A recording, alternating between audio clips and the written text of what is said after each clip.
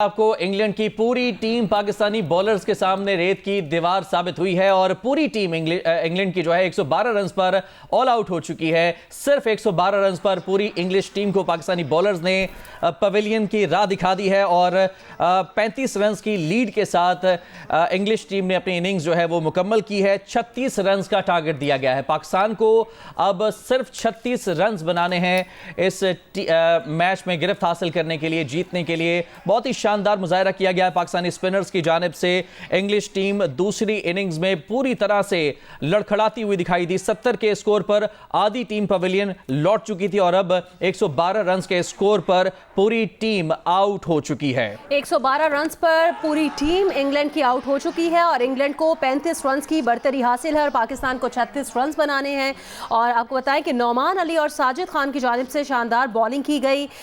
नौमान अली ने 5 विकेटें हासिल की जबकि साजिद खान ने 4 विकेटें हासिल की और अब 112 रन पर इंग्लैंड की पूरी टीम आउट हो गई है। और अगर इंग्लैंड के खिलाड़ियों की परफॉर्मेंस की बात की जाए तो जैक क्रॉली ने 2 रन बनाए, बेन डकेट ने 12 रन बनाए, ओली पॉप 1 रन बनाकर पवेलियन चलते बने, जो रूट ने 33 रन बनाए, हैरी ब्रूक ने 26 और बेन स्टोक्स 3 रन बना सके और जिमी स्मिथ ने 3 रन बनाए और आउट हो गए।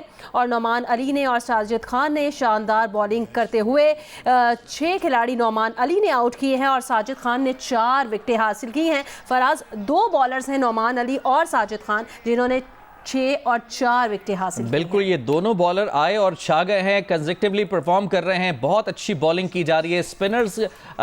स्पिनिंग का जो जादू है वो सर चढ़कर बोल रहा है पाकिस्तान की जानिब से। 3 टेस्ट मैचेस की सीरीज है, 1-1 से बराबर थी। अब तीसरा जो टेस्ट है इसमें पाकिस्तान की फतह के इम्कानात रोशन दिखाई दे रहे हैं। स्पोर्ट्स जर्नलिस्ट अब्दुल माजिद भट्टी हमारे साथ हैं। अब्दुल माजिद भट्टी साहब, पाकिस्तान की परफॉर्मेंस और इंग्लैंड की बैटिंग लाइन रेत की दीवार साबित हुई। अब इंग्लैंड को 35 रन की बढ़तरी हासिल है और पाकिस्तान को 36 रन बनाने हैं। क्या कहेंगे ओवरऑल इस परफॉर्मेंस पर?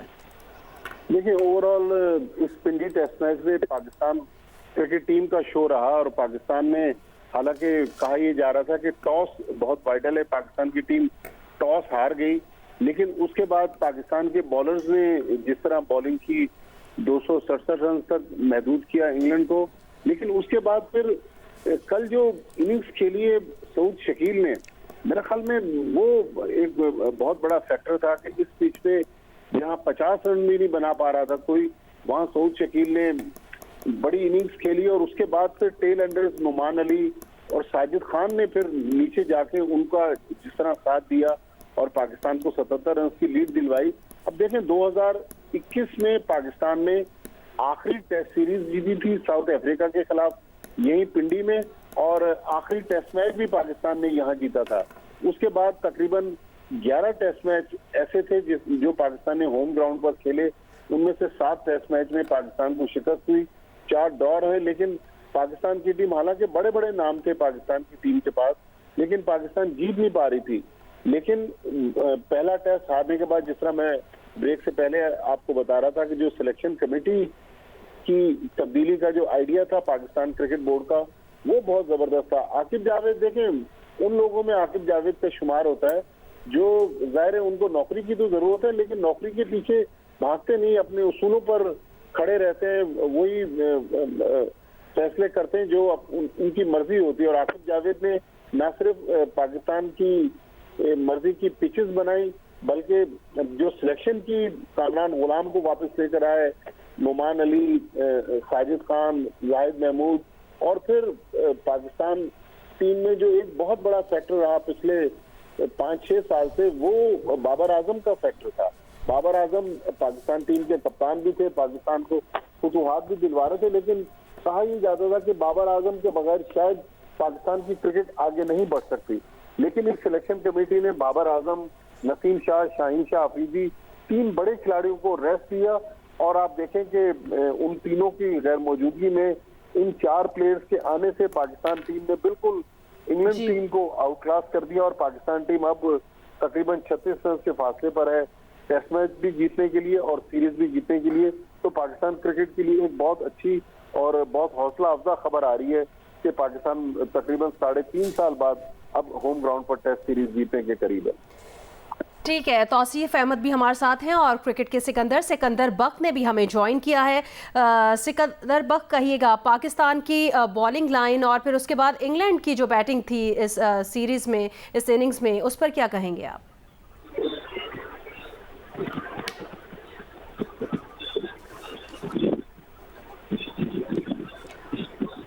सिकंदर बख्श साहब से हम रब्ता दोबारा से कर रहे हैं, जैसे ही उनसे रब्ता होता है उनसे सवाल करेंगे। तौसीफ साहब हमारे साथ मौजूद हैं। तौसीफ अहमद साहब, मजमूई तौर पर अगर टेस्ट में देखा जाए तो क्या कहेंगे कि पाकिस्तानी बॉलर्स ने परफॉर्म आउटस्टैंडिंग किया या फिर इंग्लिश बैटिंग लाइन बहुत ज़्यादा बेहतर दिखाई नहीं दी? देखिए, हम क्रेडिट अपनी जो हमने अपना एक स्ट्रेटजी बनाई थी, उस स्ट्रेटजी वो फेल भी हो सकती थी, ऐसा नहीं है। जैसा कि माजिद भाई ने भी कहा कि हम टॉस पे सारे कुछ सोच रहे थे लोग, लेकिन मेरा सवाल यही होता है कि ये तो एक ऑप्शन होता ही है टॉस। अगर वो ना जीते तो उसके बाद तो बाकी चीजें कैसे करनी चाहिए। अगर टॉस नहीं आने, अगर कंडीशन ठीक नहीं भी है तो आ करके दिखा दिया पाकिस्तान ने, और वो भी चीज खत्म कर दी कि जी 4th इनिंग में होगा, 3 दिन के अंदर ही मैच को, 3 इनिंग में ही समझ लें सारा कुछ हो गया। और ग्रेट गोज तो डेफिनेटली जो है सऊद शकील को जाता है कि उसने इतनी लंबी बैटिंग की और फिर 2 स्पिनर ने रश भी बना के दिए। तो मेरा ख्याल वक्त के साथ साथ जो है इन सबकी परफॉर्मेंस बहुत अच्छी है। माजिद भाई ने कहा कि सिलेक्शन कमेटी और जो है आकिब की बात, तो मैं तो स्ट्रेट यही बात कहूंगा कि आकिब ने आके डिसीजन लिया है। बाकी सिलेक्शन कमेटी के तो लोग कुछ निकल चले भी गए थे उठ के, और जो अभी आए थे, बहरहाल पावर जो है वो सारी इस वक्त मैं समझता हूँ आकिब के पास है, और उसी का डिसीजन है ये। ठीक है, यस, बहुत सी जगहों पे ऐसा होता है कि जब आपका स्ट्रॉन्ग सिलेक्टर खड़ा हुआ हो तो उसके आगे बात नहीं कर पाते, चाहे कितना ही बड़ा कोई ना हो। तो मेरा ख्याल है कि चल हम दे देते हैं दूसरे सिलेक्टर को भी कि आपने भी इसमें हिस्सा लिया। जी सिकंदर बख्श, आप पाकिस्तान की बॉलिंग लाइन पर क्या कहेंगे? नौमान अली और साजिद खान, सारी विकेटें तो इन्होंने ही हासिल कर ली। ये पहले नहीं आ रही थी, आ रही है आपको पाकिस्तान? जी सिकंदर बख्श, आपकी आवाज़ आ रही है। राइट, तो देखें, मैंने पहले जैसे कहा कि पहले तो पाकिस्तान को सबको बहुत बहुत मुबारक हो। पूरी पाकिस्तान की जो क्रिकेट के फैंस थे वो डिप्रेशन में चले गए थे, और वो हम समझ रहे थे कि अब पाकिस्तान की क्रिकेट तबाह हो रही है, मगर बहुत ज़बरदस्त किस्म का कमबैक किया है। और उसकी सारी मैं जो है जो कह सकते हैं कि क्रेडिट जो है मैं मोहसिन नकवी साहब को इसलिए दे रहा हूँ कि उन्होंने keep on changing the selectors. आखिरी में उनको सही सेलेक्टर मिल गए जिन्होंने इतना बड़ा फैसला किया कि जिनको हम समझते थे कि उनके बगैर टीम नहीं चल सकती, उनको उन्होंने ड्रॉप किया, पिचेस को चेंज किया और इन 2 बॉलर्स को लेके आए जिनका आपने अभी जिक्र किया।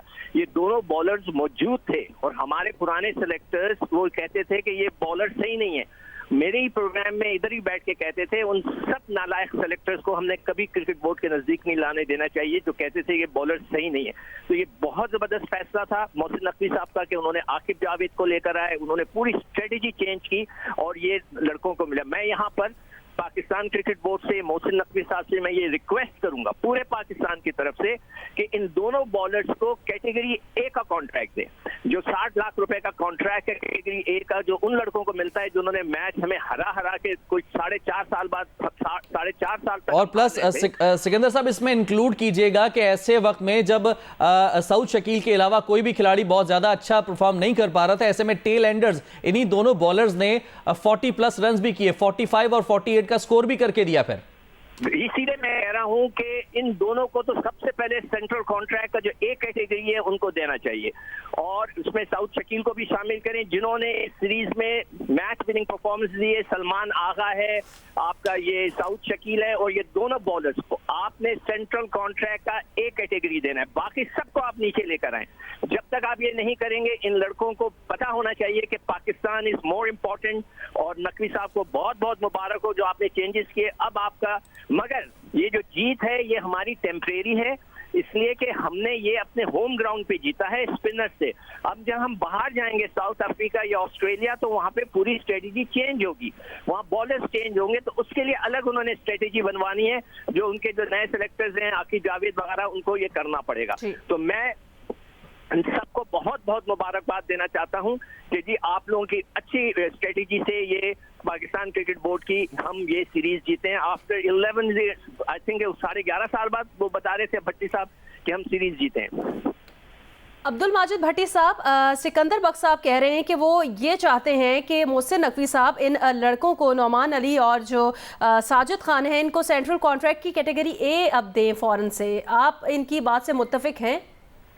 देखिए, सेंट्रल कॉन्ट्रैक्ट जो दिया जाता है वो 1 साल की परफॉर्मेंस पे दिया जाता है, जो 1 जुलाई से लेके 30 जून तक का अरसा होता है। ठीक। जो पिछले साल की बात कर रहा हूँ कि 1 जुलाई 2023 से लेके 30 जून 2024 तक, इस दौरान तो ये दोनों पाकिस्तान की तरफ से थे। बहुत शुक्रिया आप तमाम हजरात का हमें वक्त देने के लिए।